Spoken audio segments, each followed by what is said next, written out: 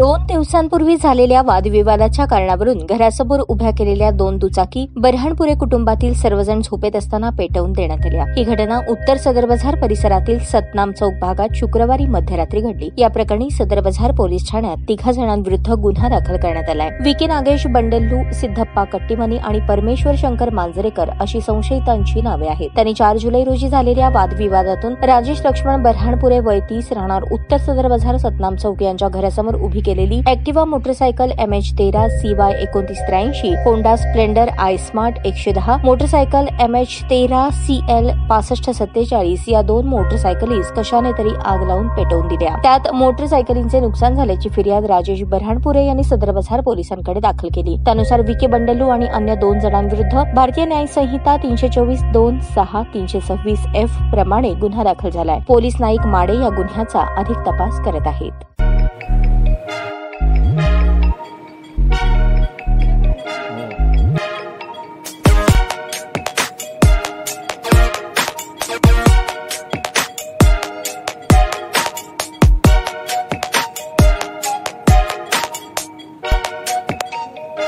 सोलापूर शहरातील सुप्रसिद्ध हॉस्पिटल म्हणजे सेंट्रल मल्टी स्पेशालिटी हॉस्पिटल मागील अनेक वर्षापासून सेवा बजावत आहे। 24 तास इमर्जन्सी सर्व्हिस, मॉडर्न टेक्नॉलॉजी, अनुभवी डॉक्टर्स तसेच अत्याधुनिक तंत्रज्ञान सुविधांनी सुसज्ज स्त्रीरोग प्रसूती विभाग, ऑर्थोपेडिक विभाग, मेडिकल विभाग आणि इतर एकमेव नाव म्हणजे सेंट्रल मल्टी स्पेशालिटी हॉस्पिटल।